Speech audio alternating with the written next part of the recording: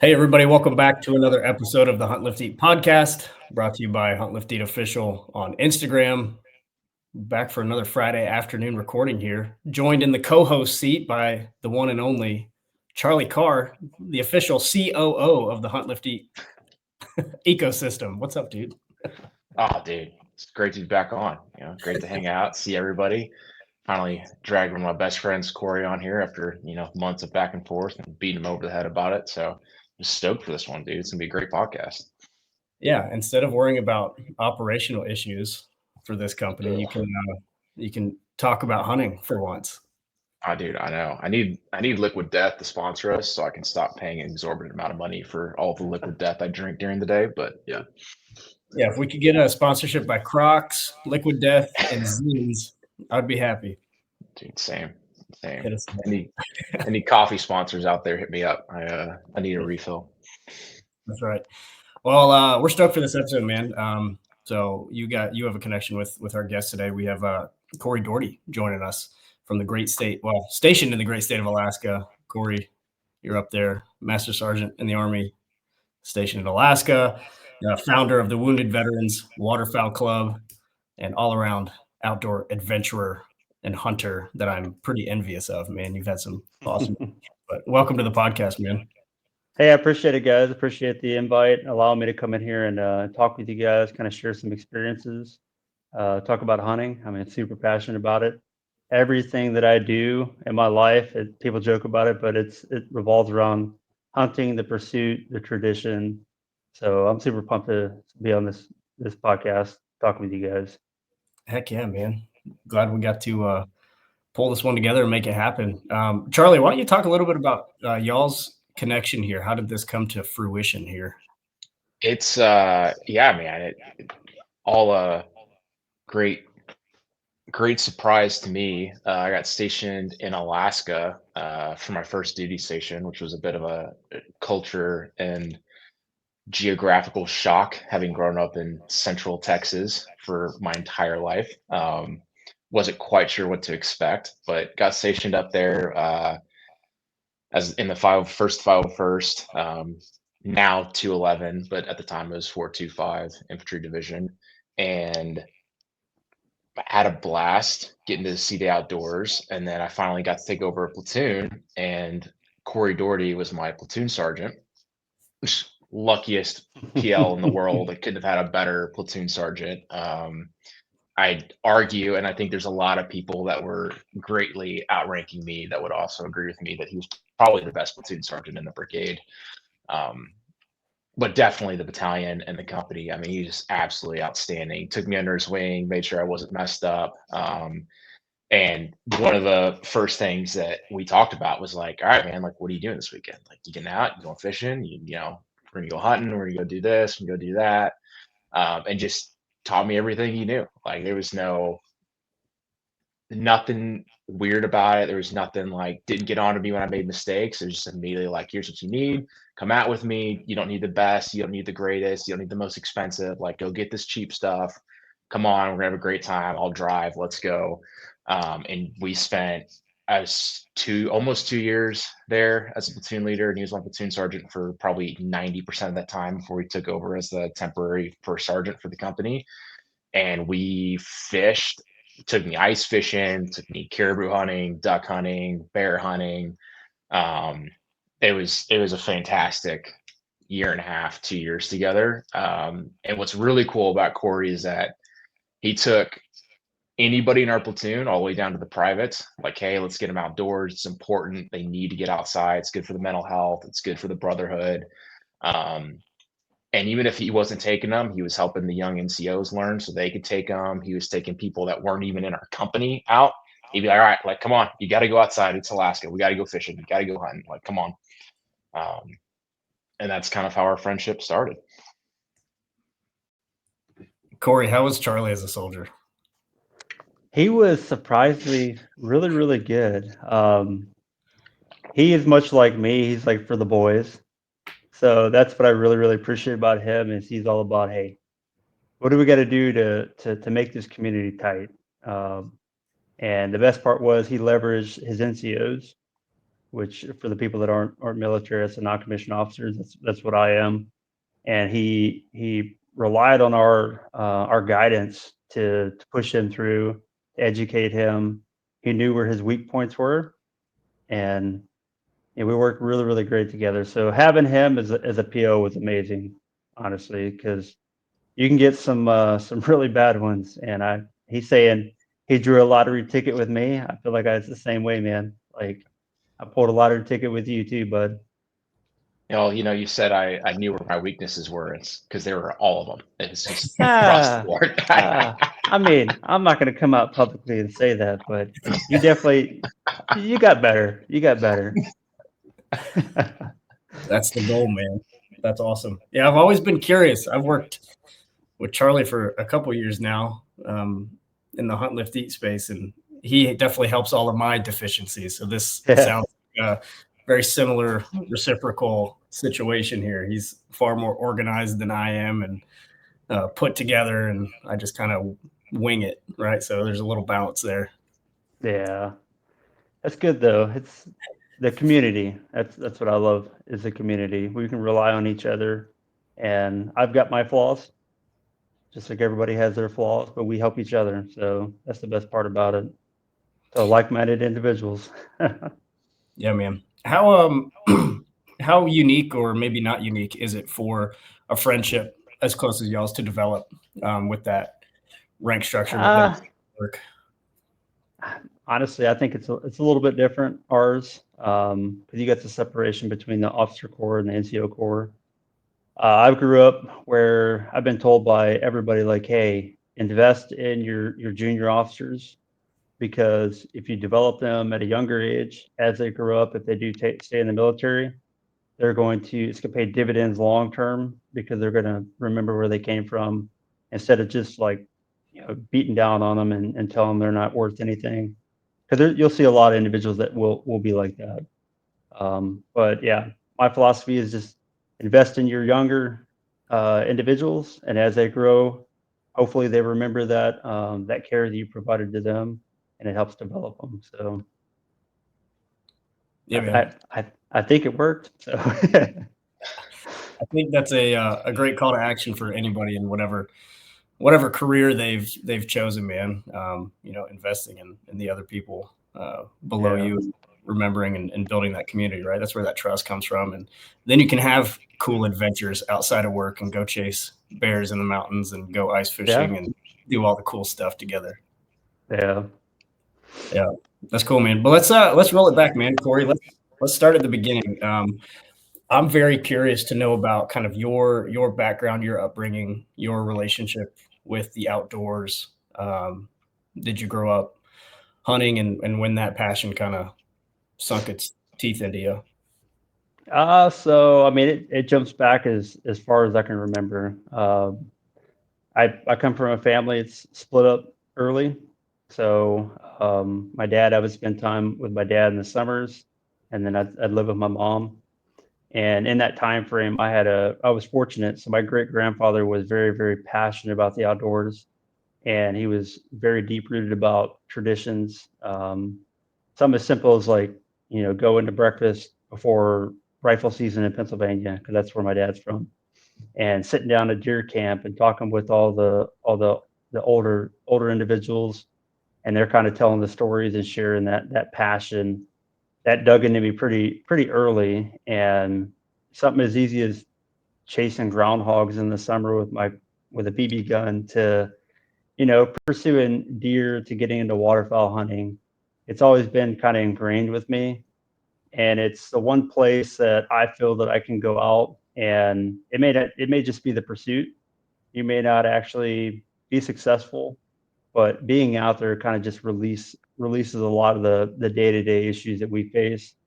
And later on as life goes on, that's kind of why I cherish it so much. Because, like, for instance, Charlie, he didn't mention about all the stress and the crazy that we had to deal with, all the training exercises, the prepping for deployment, the equipment, like all of that. But for us to go out and you're like, hey, let's just leave the phones at the truck. We're gonna go out and sit in this tree stand, for a couple hours and just decompress. So it's almost like therapeutic in a way, if you would say. It comes down to fishing, but no. So I go back to what I was talking about. So parents separated.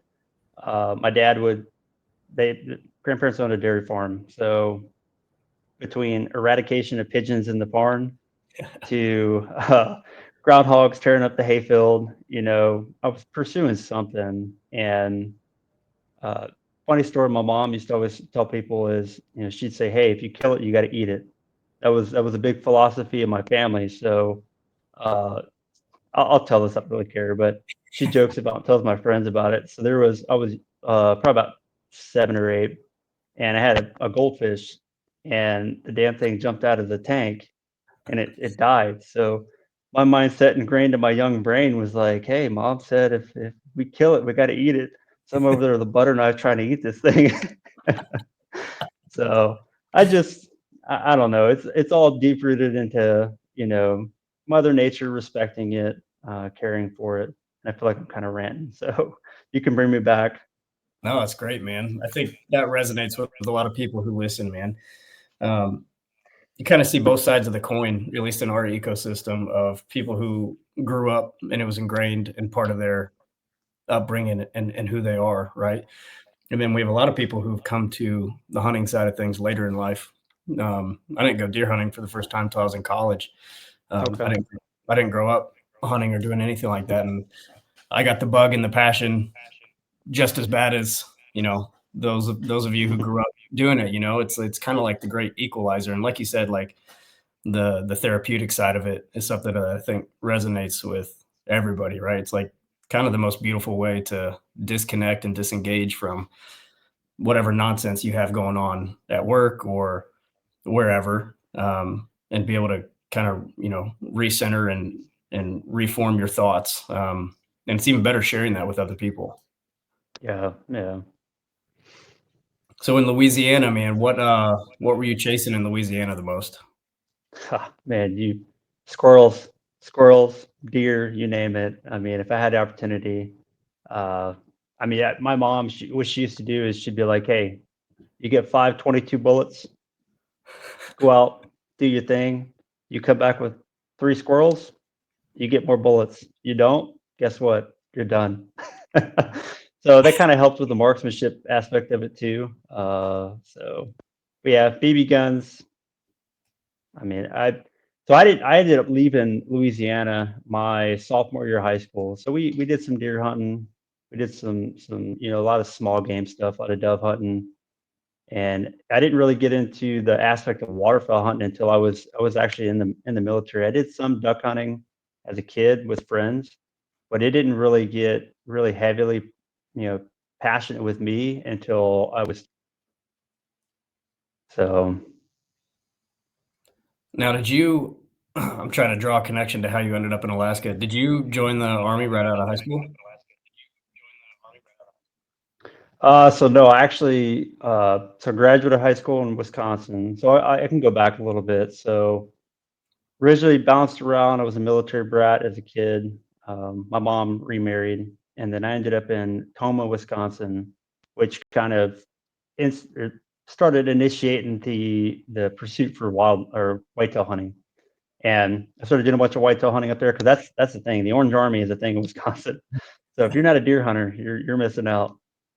And then so I ended up graduating. I was a welder for a couple of years, and '08 hit. I lost my job, and I was kind of bouncing around looking for work. It was a rough time. And then that's where my stepdad was like, "Hey, Uncle Sam's always hiring, bud.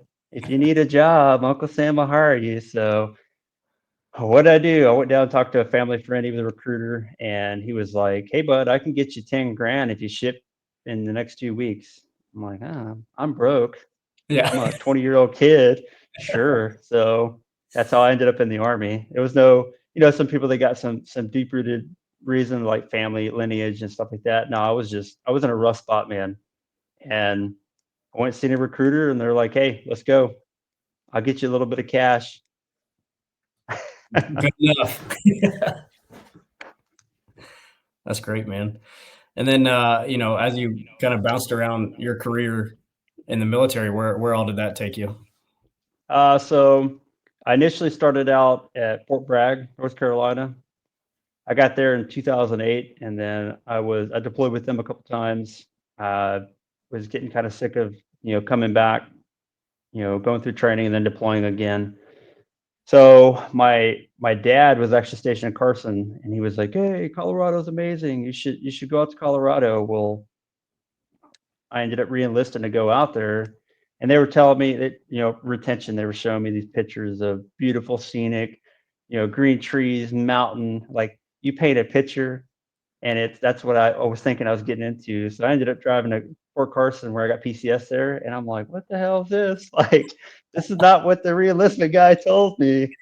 So I ended up showing up there in 2012. I was there from 12 to 17.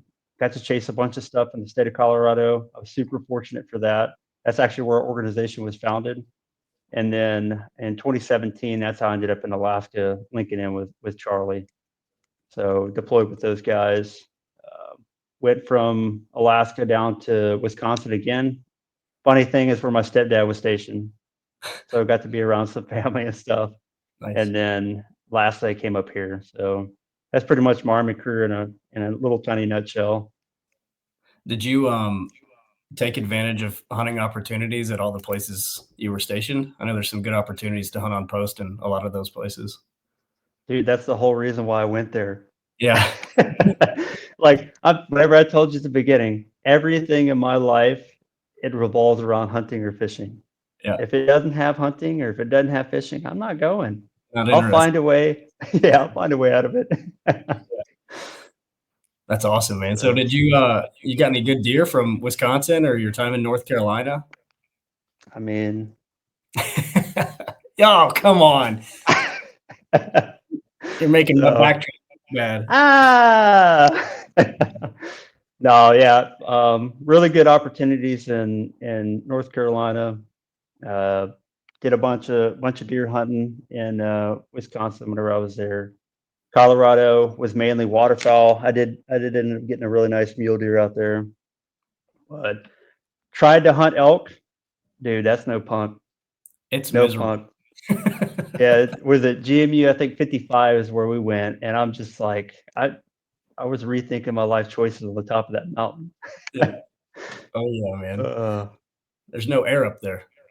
oh no, and I was in pretty good shape too, but yeah, I just never made connections. So hopefully one day I can make it back out to Colorado and try to harvest that elusive Colorado elk. Heck yeah, man. One day. We need to get Charlie down there too. And I got my first elk this year. And now I just want There we everybody. go. I want everybody to shoot one now. So Corey, it was his first year bow hunting too. Yeah. First year Seriously? bow hunting. You and know what? I smokes it on his got no first hate. hunt. I've got no hate. I got nothing but love for you, brother. Made a Yeah. beautiful shot. Didn't go 20, man. Just like killed it. That's great. Well, hunting's weird But- like that, right? It works out sometimes. Yeah, but we're not going to talk about how many hours you spent shooting your bow to prep Yeah. for that, are we? So Yeah. I'm still finding arrows in the woods and in my fence from the practice. So there we go. There we go. yeah, man. Are you when you're chasing these animals, you seem to be an all-around generalist, whatever's in season, that's what I'm chasing. But do you have a proclivity for archery or rifle? So it's just based on what I can get to for the time frame. Because I mean, our schedule in the military is pretty hectic. So I got really, really heavy into bow hunting because of the requirements for the Army. So a lot of the tags, you only have 2 weeks to execute your tag once you get it. So I've had to eat a couple of tag sandwiches in my life, and that's not too tasty.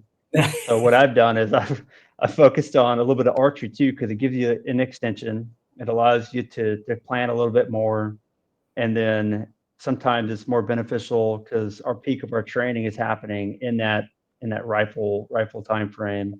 So, but I got passion for all of it. I mean, I got an archery range a quarter mile down the road from me, so it's nice. I can go down and shoot.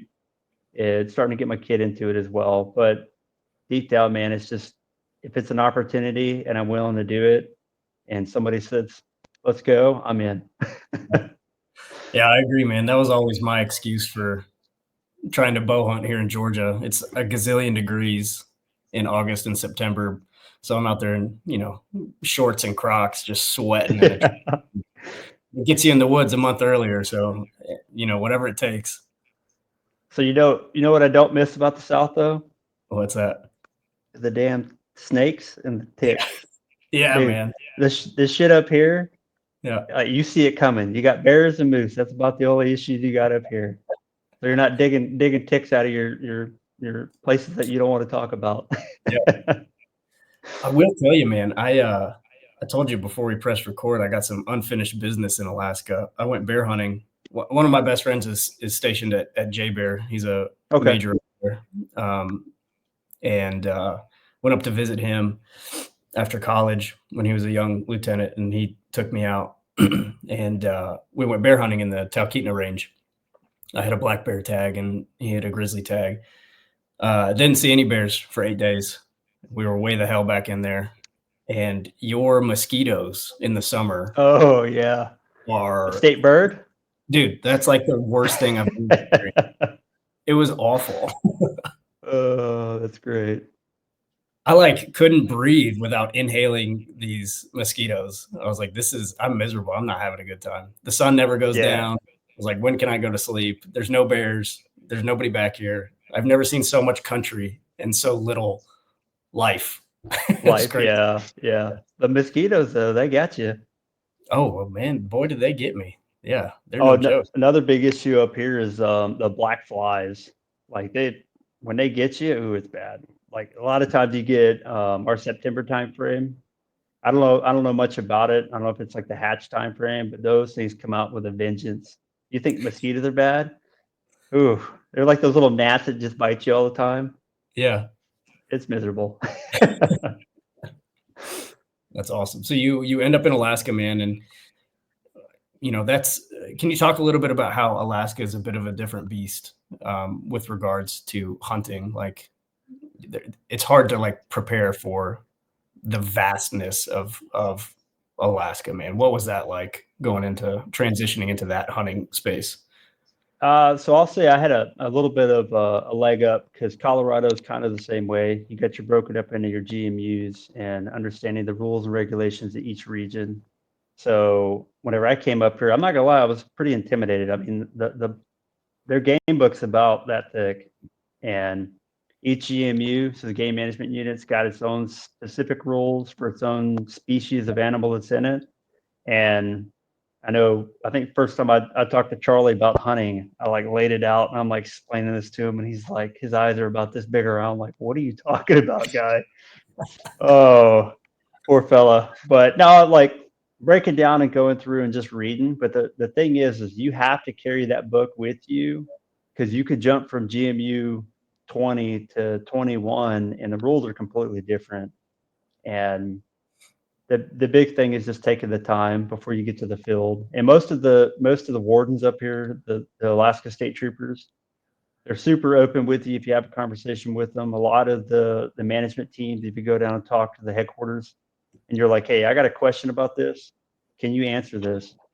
And yeah, they'll sit down with you. If they don't know the answer, they'll get a biologist to come out and talk with you. But that's one thing I will say about up here is hunting and fishing is ingrained in the DNA of Alaskans. And they're not like some places where they're like, oh, we don't really want you to pursue, hunting or fishing. Like they're all about, hey, get out there, go enjoy it, enjoy our resources that we have.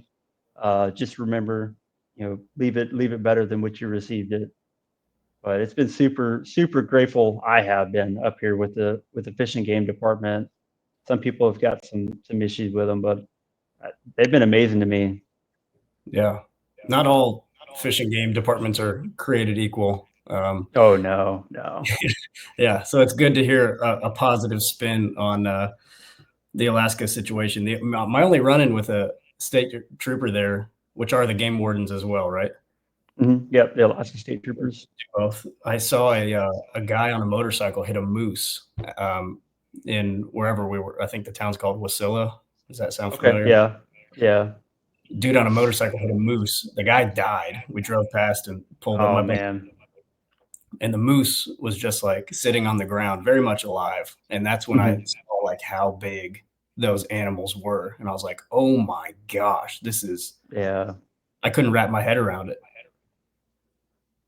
Yeah, it's wild. Like I was living out in Eagle River, and I mean they come through the yard, and you're like, it's almost like prehistoric. Is the easiest way I Yeah. can explain to people. They're like prehistoric. Yeah. I was like, So oh, I've seen horses before. Horses are big. And I was yeah, like, oh my yeah, God, this is insane. yeah. What was Oh your, man.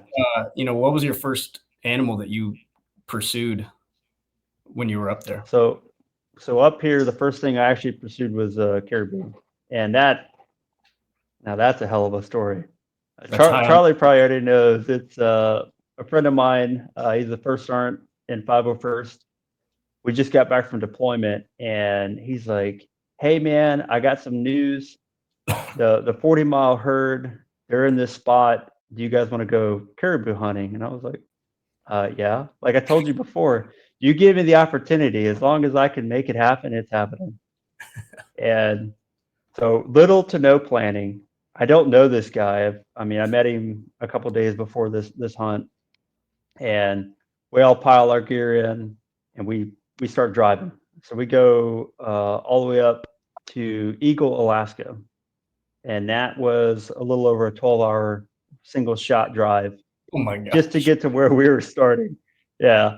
But it was a significant emotional event because we passed a town. It's called Chicken, so it's north of Toke, and it's the last fuel station you've got until you get to Eagle, which Eagle is like right on the edge of Canada.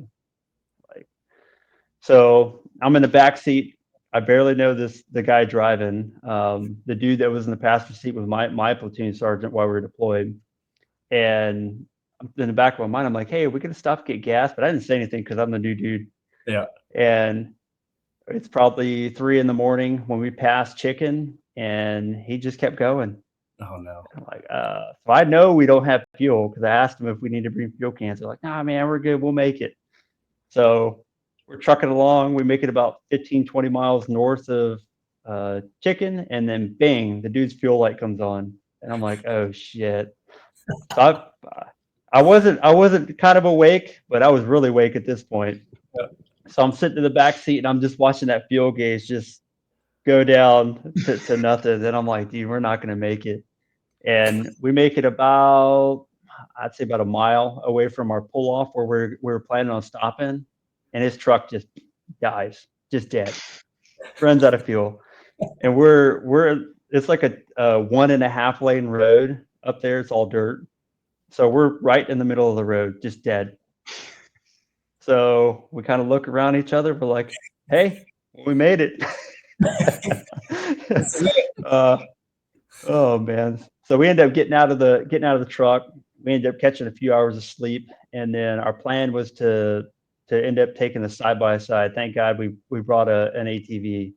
So we had to ride 35 miles north to go to Eagle. Yeah. On a side It is side by side. Yeah. So we're riding up there. We got like 2-liter bottles and like milk jugs and shit. Like we got to get some fuel. So we drive up there. We get to the town. We ended up getting some fuel from the locals, and they're just giving us a hard time. They're like, "Oh, these Army guys." These dummies. Oh yeah. So we end up getting the fuel. We make it back, and the plan was, hey, we're going to go. There was a ridge top that one of the new friend of mine was tracking. He was like, hey, we're going to go up here. We'll just sit on the ridge top and we'll got to check it out. And like you were saying, you're sitting up there. It's the most vast land that you've ever seen, but there ain't shit. It's just you got ravens, and that's about it. So we hunted for 2 days, and then we ended up making contact with some caribou. We all three ended up harvesting caribou, but dude, like significant emotional event. But the best part is that has fueled one of the closest friendships, like besides Charlie, like one of my closest buddies, man. Because like you go through a significant emotional thing like that, you're like, all right, man, we're homies for life. Yep. Yeah, man. I think that resonates with a lot of people when you experience those situations, especially hunting situations. Like we had a pretty rough elk hunt in Colorado a couple years ago with the owner of the company, Luke. I was with him, and it just sucked. I mean, we were at 10,000 feet. I couldn't breathe. Like we all had altitude sickness. Like it was pouring snow. There were no elk. We just got our asses kicked. Hiking Yeah, up yeah. and down the mountain every day. And I was like, this is the dumbest thing I've ever done. And 2 weeks later, I was like, man, I can't wait to go back and do that Yeah, again. let's do it again. Yeah. It did take 2 weeks, but I was like, yeah, I could go back and do that again. Yeah. Yeah, that's what we joke like I tell people in the army, I'm like, yeah, we're just trauma bonding. That's all we're doing. We're just go through this really crappy thing together, and then you're like, hey, we should do that again. What do you Yeah. think? Yeah. That'll be fun.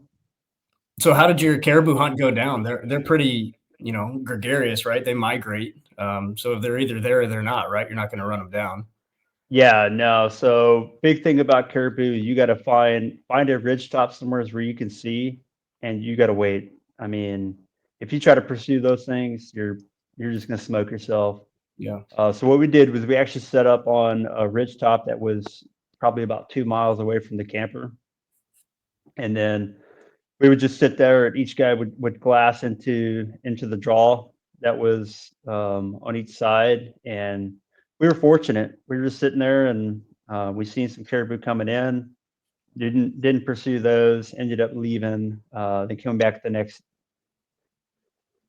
We ended up having a night of some drinking with the buddies, and me and my buddy Brandon, we didn't get up, man, but Clayton ended up going out, so he ended up harvesting the caribou before we even got up for that day.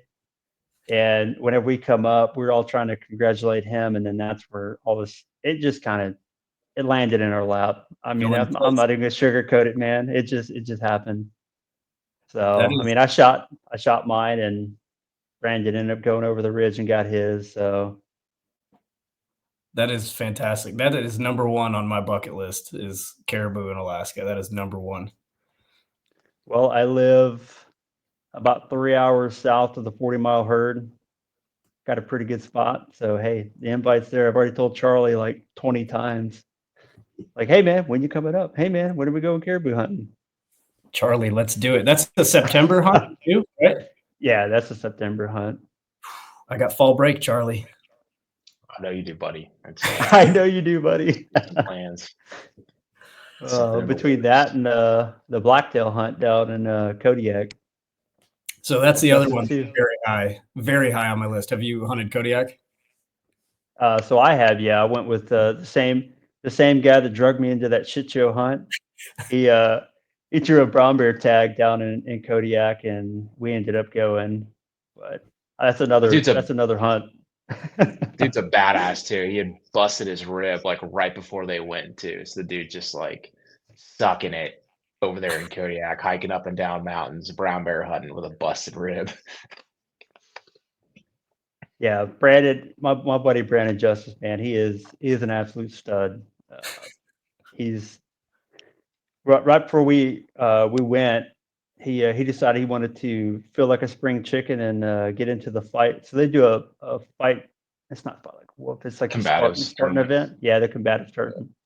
And he was in his mid-30s and was out there rolling around with these 19, 20-year-old kids. And wiping the floor with them too. Oh, like dude, just yeah. whooping up on them. It was so impressive to see.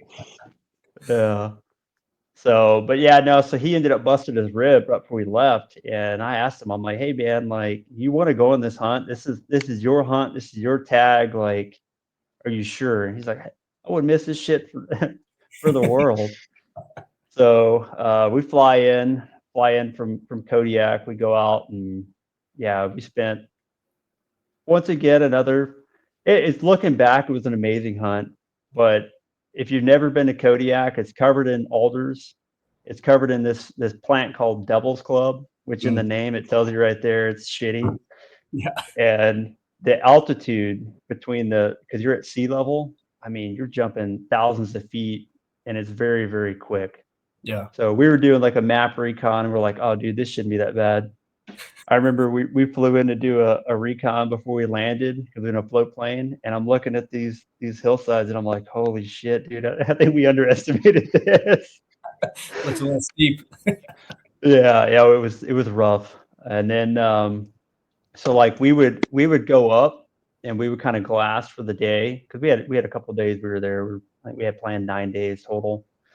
But we would hike up in the morning and sit up on the ridge top and kind of glass through, and everything looks exactly the same. So you'd get back on the line in the evening to try to come back down to camp. No. So it wasn't until day 3 where I was like, dude, F this, man. Like, I've got a roll of flagging tape. I'm gonna Yeah. flag the whole way up so we can make our way back. And that's the best decision I've ever made, because you're sitting there busting doubles club and alders trying to get back down, and I mean, Charlie can tell you up here in Alaska, you got daylight forever in the summer. Yeah.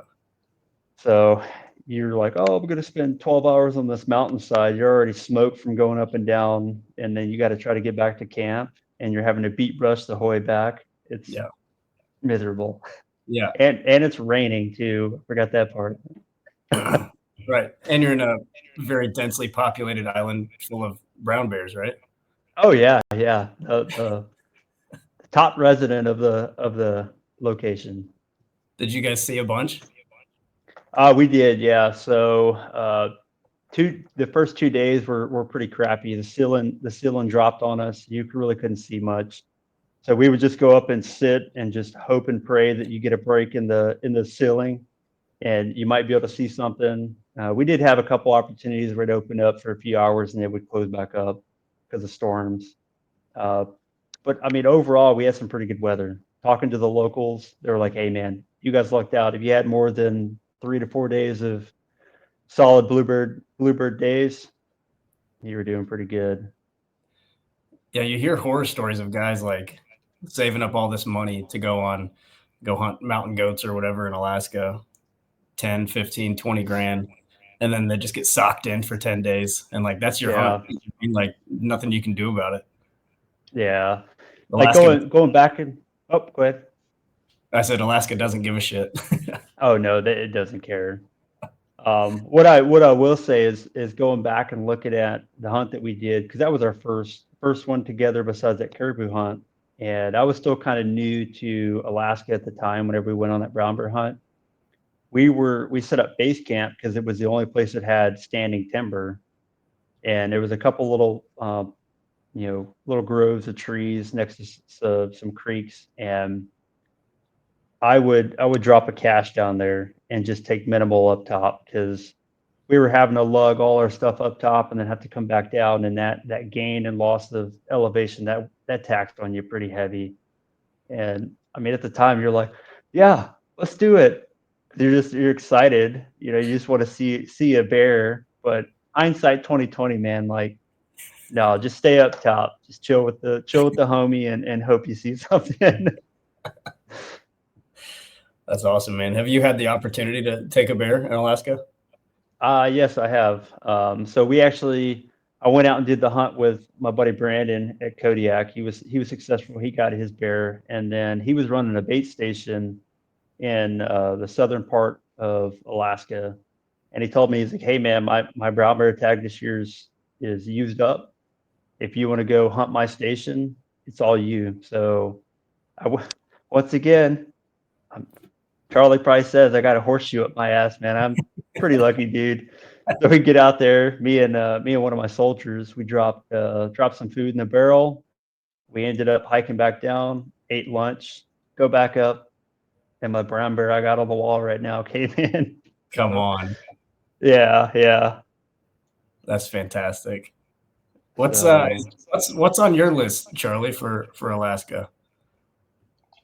Fucking everything, dude. I got to go up there, get right with the Lord on a brown bear and a black bear. Do some moose, do some caribou, do some blacktail. I mean, it's a lot more expensive now that I'm no longer a resident of Alaska. That's for damn sure. Yeah. But there's there's some good hunting to do up there for sure. Although I need to do some hunting in my own home state of Washington at the moment because we've got elk, mule deer, blacktail, elk. So I need to do some hunting here first before I do too much over there. But yeah, no, there's a lot. You know, Corey and I have a long list to do together, so we'll start hacking it out. I'll tell you, Charlie, you had the opportunity for a bear. I'm just saying. I'm not going to bring it up, but I live with it every day. Thank you, Corey. I'm hoping to fix it on a black bear hunt in Wyoming here in a month, so we'll see if I can. You're good, brother. You're good. Fix it up, but yeah. So obviously you've done some awesome stuff in Alaska. I would love for you to talk about, and I mean, obviously you and I have talked ad nauseum about all of this, but let's kind of hear how Wounded Veterans Waterfowl Club started in Colorado, and then kind of how you've expanded on that since, and where it's at today. Okay, yeah. So the Wounded Veterans Waterfowl Club, I was one of the founders for it in 2013.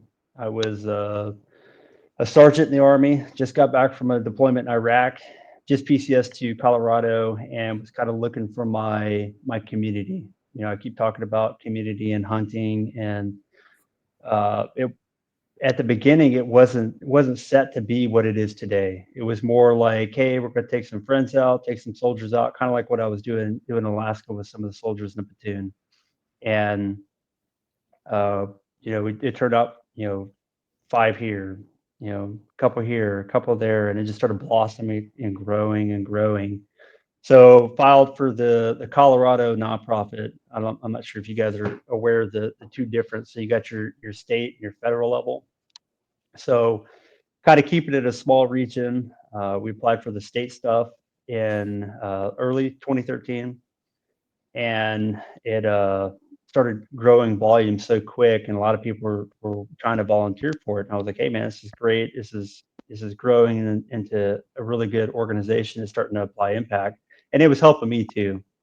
Like I was saying, I was going through my own personal stuff, and I had really, really good friends there that was starting to build that community, the waterfowl hunters. And from there, some of the team that was originally in the foundation of it, they started tossing some cash because, you know, it takes money to do what we do. You know, there's cost associated to hunting and getting people out.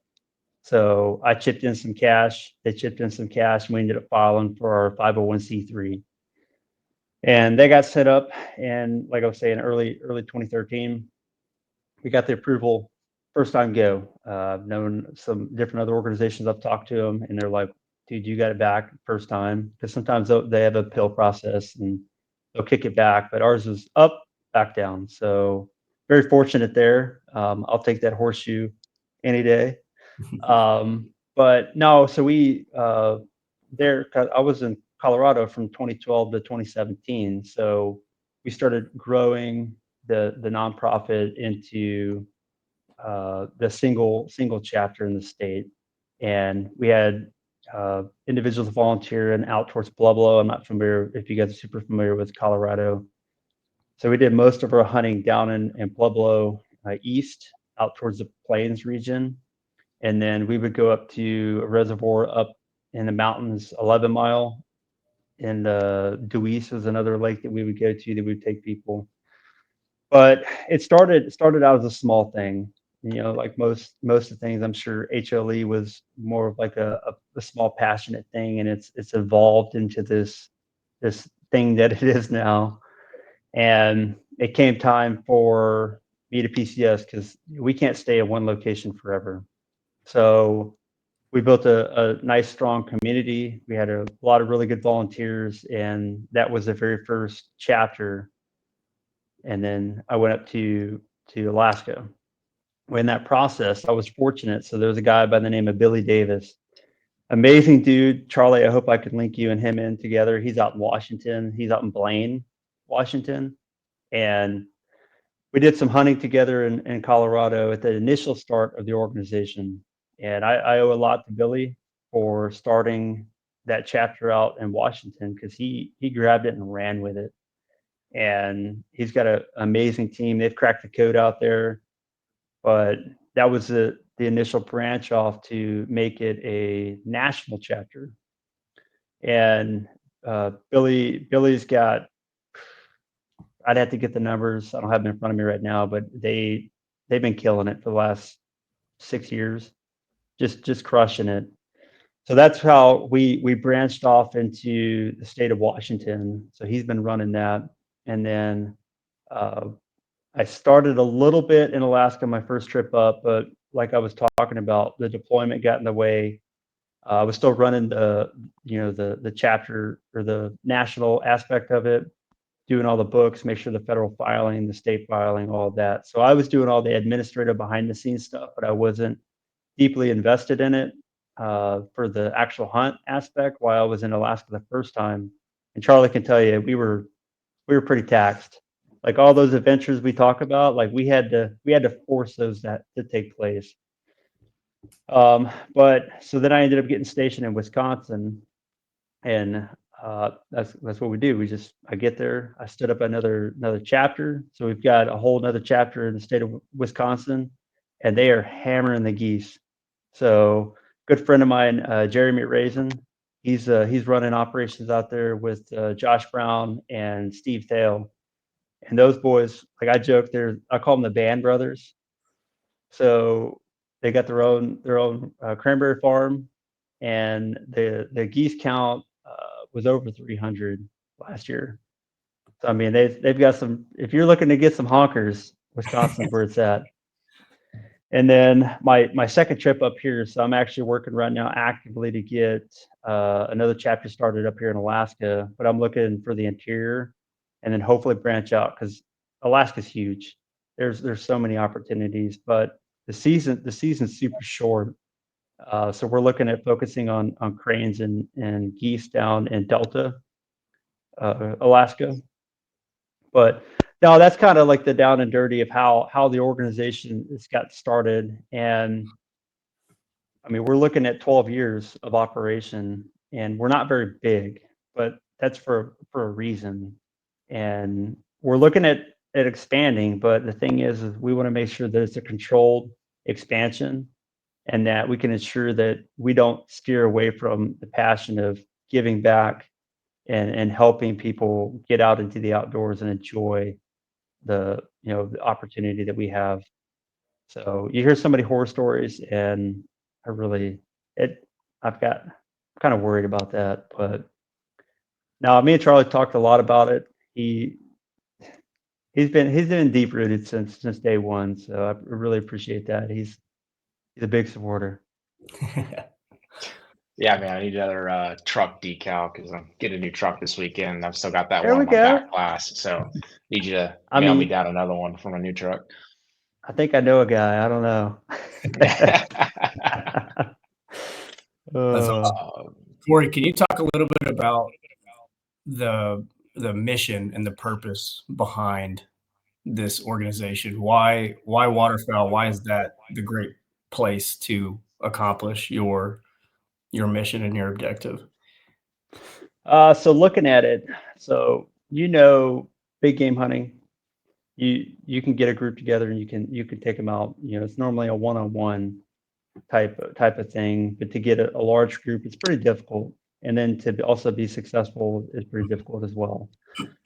So the nice thing about like waterfowl is they come to you. Mhm. So you don't have to be quiet. It doesn't take a lot of crazy skills. Yes, it's cost intensive, but I can bring a guy that's never hunted before, and you'd be surprised on how many people apply to come out to go hunting with us that have never even been hunting. So that's kind of why we set kind of in the waterfowl stuff. And like I was talking about at the beginning, this wasn't the original plan. It was bunch of guys going hunting, pulling dudes out of the barracks to go hunt. And we've seen the niche of getting individuals to help with healing with the outdoors. And everybody has their own process of healing, and I honestly feel you talk to a lot of individuals that come out and they're part of this program. They afterwards just shooting the shit with each other and hackling each other and just having a good time. It kind of takes away the tension of, oh, you got to be quiet, or oh, you're gonna do this or you're gonna do that. It's more inviting, and people don't feel so stressful about it. Yeah, I it can don't be a know. very social type of hunt, man. It really is. Yeah, party hunting is yeah.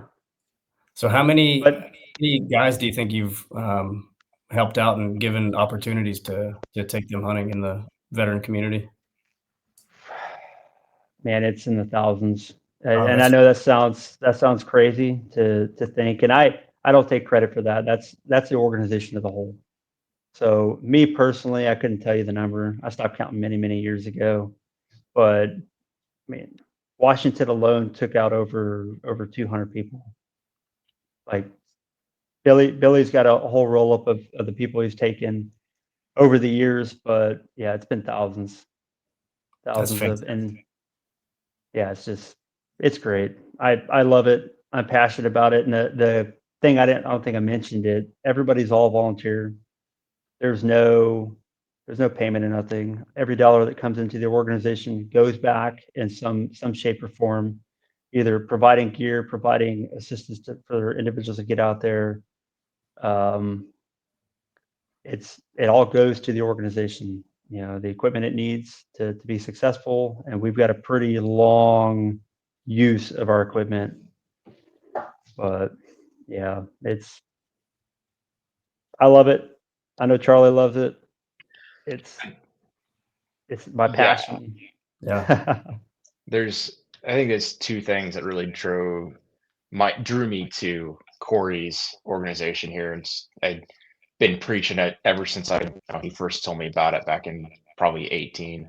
Um, One of the things that I really love is that, like you said, every dollar goes straight to helping somebody out. You know, whether it's the cost of ammunition or getting new gear set up, or like a lot of these guys can come out with nothing. You know, like, hey, just show up, bring some rain gear, we're providing, Corey and his crew provides everything else, guns, ammunition, make sure they get set up with their hunting license, like everything. So this super low barrier to entry. And then the other thing that I know, Carter HLE is passionate about for us is, the whole community craft conservation thing. And the community is there. Like, he's just getting all of these guys out into awesome groups of other guys, talk, BS, hang out, laugh. You're disconnected, no phones for the most part. You're away from social media, work's not bothering you.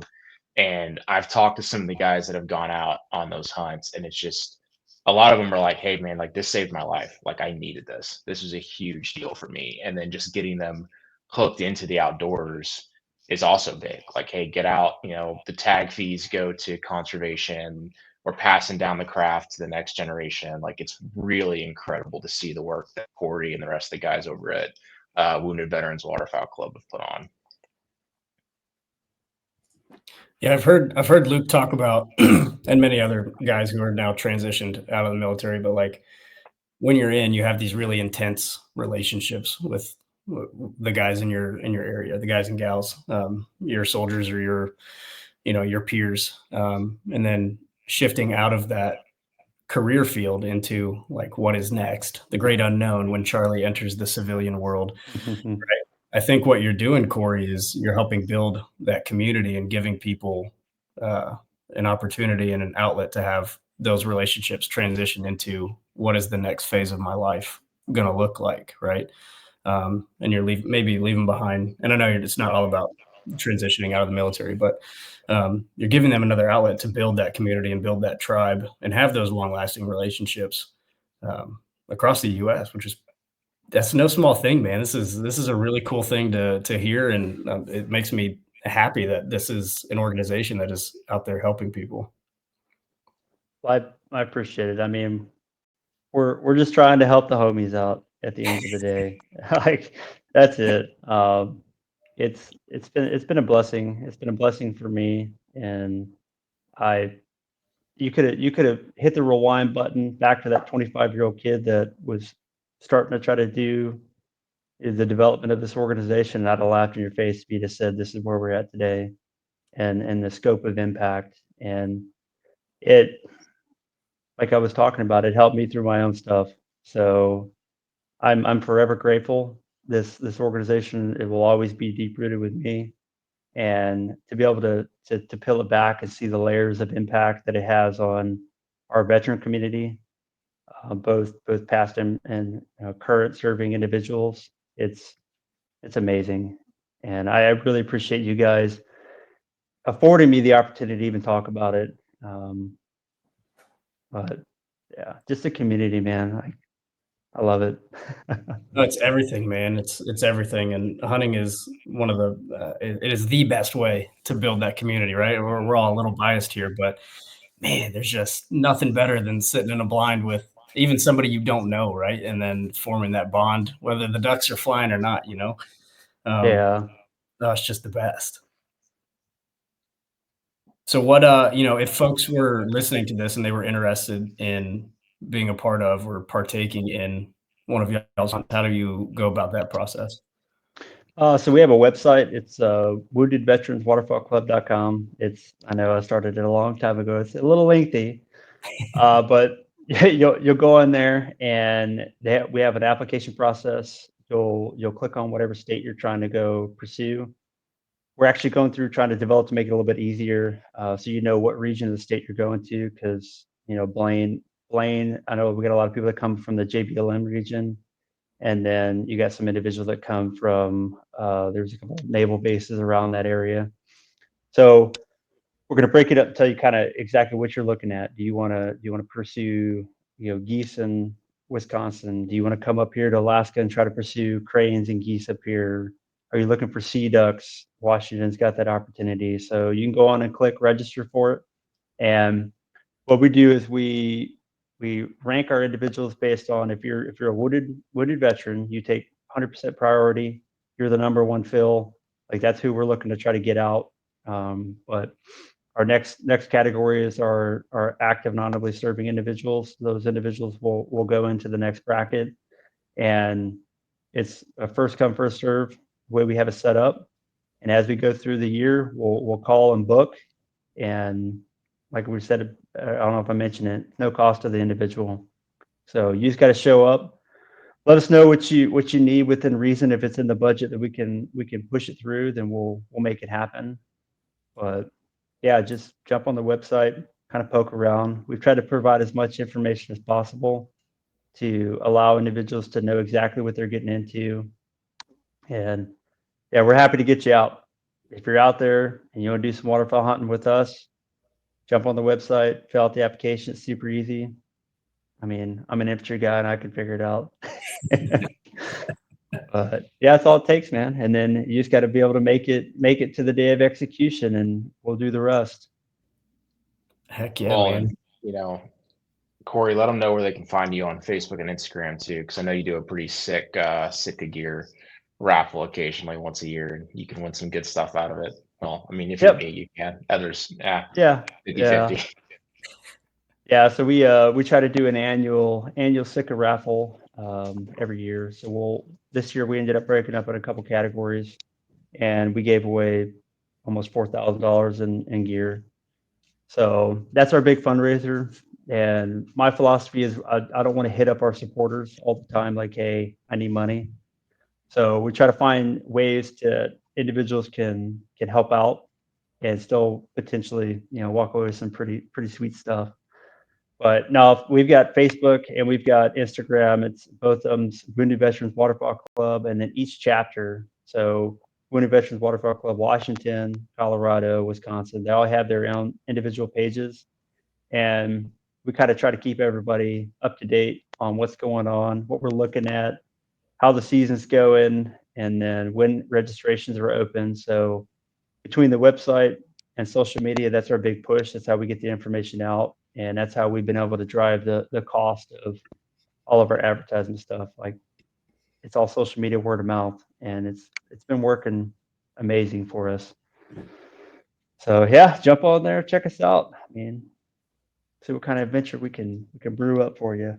Heck yeah, man. We'll be sure to post all that information in the show notes and the links and everything. Wounded Veterans Waterfowl Club helping out the good homies, man. Yes, sir. Yes, sir. That's what we try.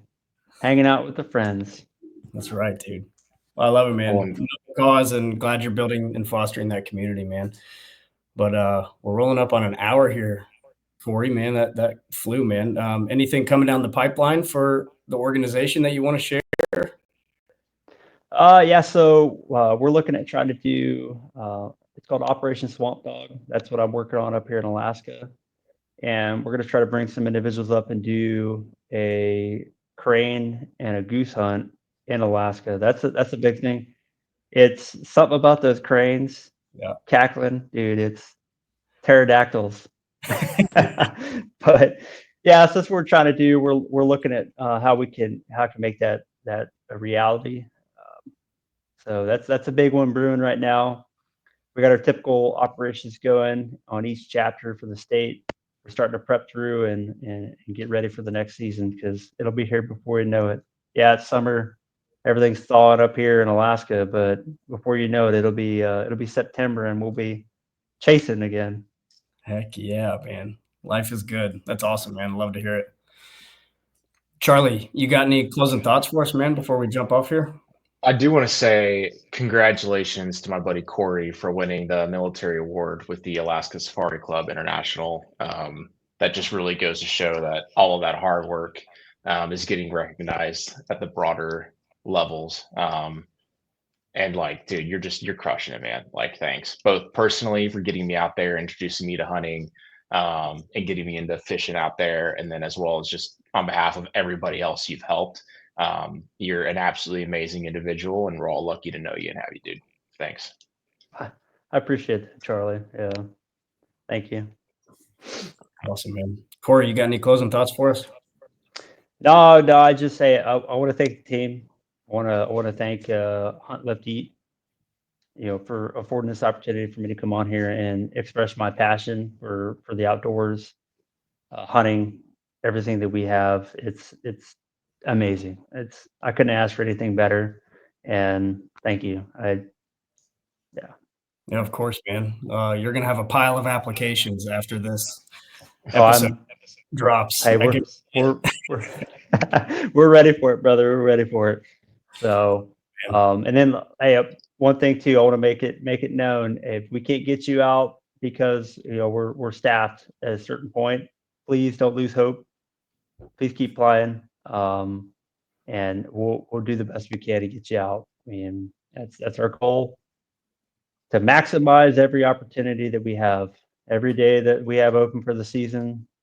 So, absolutely. I want to add on to that too. If you go to their website and you want to volunteer, there is a page there to apply to be staff.